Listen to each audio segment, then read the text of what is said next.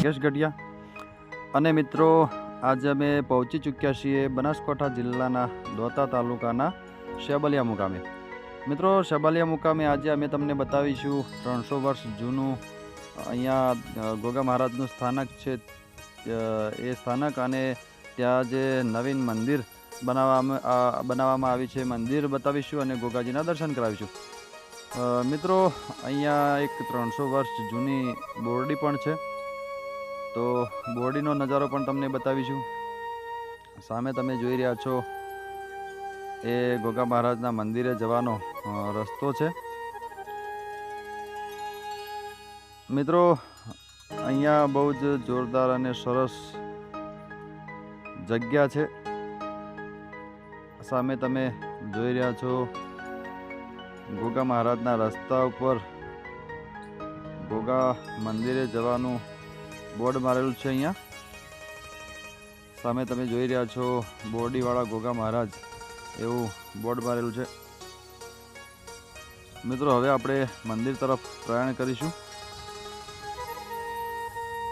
મિત્રો અહીંયા એવું કહેવામાં આવે છે કે 300 વર્ષ પહેલાં અહીંયા ભરવાડ લોકો ગાયો ચરાવવા માટે આવ્યા હતા અને જે જગ્યાએ હાલ મંદિર છે એ જગ્યાએ ગાયો ચરાવતા હતા। તો અહીંના ગામના જ એક દાદા હતા, એમને આ ગોવાળોની પરીક્ષા કરવાનું મન થયું ત્યારે એ દાદાએ એમના હાથે જ એમના પગે પરુણાની જે આરી આવે છે એ આરી મારીને લોહી કાઢ્યું હતું અને ગોવાળને કહ્યું હતું કે મને સાપ કરડ્યો છે તો મને સાપનું ઝેર ઉતારો। ત્યારે એ ગોવાળે એના જોડે ગોગા મહારાજનું સત હતું, તો એ સતથી એ દાદાનું ઝેર ઉતારે છે। ત્યારે દાદા કહે છે કે મને તો ક્યાંય સાપ કરડ્યો નથી, તો તમે કઈ રીતે આ સાપનું ઝેર ઉતાર્યું?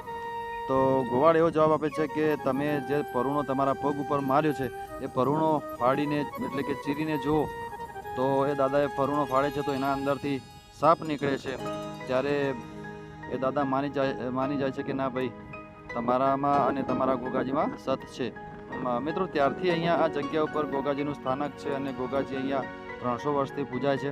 સામે તમે જોઈ રહ્યા છો આપણે ગોગાજીના મંદિરે પહોંચી ચૂક્યા છીએ। મિત્રો ખરેખર સુંદર અને જોરદાર નજારો દેખાઈ રહ્યો છે। મંદિરની એક્ઝેક્ટ સામે જ બહુ જ મોટો એક લીમડો છે અને મંદિરની બાજુમાં એટલે કે ડાબી સાઈડ બોરડી આવેલી છે। મિત્રો આ બોરડી 300 વર્ષ જૂની છે એવું કહેવામાં આવે છે। તો હવે આપણે મંદિરની અંદર જઈને અંદરનો નજારો જોઈશું અને ગોગા મહારાજના દર્શન કરીશું। મિત્રો અહીંયા ગોગા મહારાજ છે અને બીજું એમની બાજુમાં ચેહર માતાજીનું સ્થાનક છે।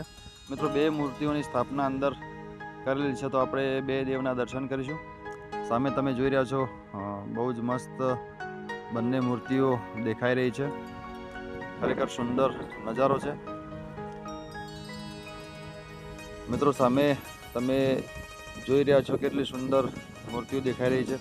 અને મિત્રો એવું કહેવામાં આવે છે કે અહીંયા જો કોઈ એકવાર આવી જાય અને એકવાર આ ગોગાજીને એનું કામ ભરાવી જાય તો એનું કામ અચૂકથી ગોગા મહારાજ કરતા હોય છે અને એની હર મનોકામના ગોગા મહારાજ પૂરી કરે છે। મિત્રો એવું કહેવામાં આવે છે। તો મિત્રો તમે પણ જો ટાઈમ મળે તો અચૂકથી એકવાર આ મંદિરે દર્શન કરવા માટે અવશ્ય પધારશો એ મારી નમ્ર વિનંતી છે।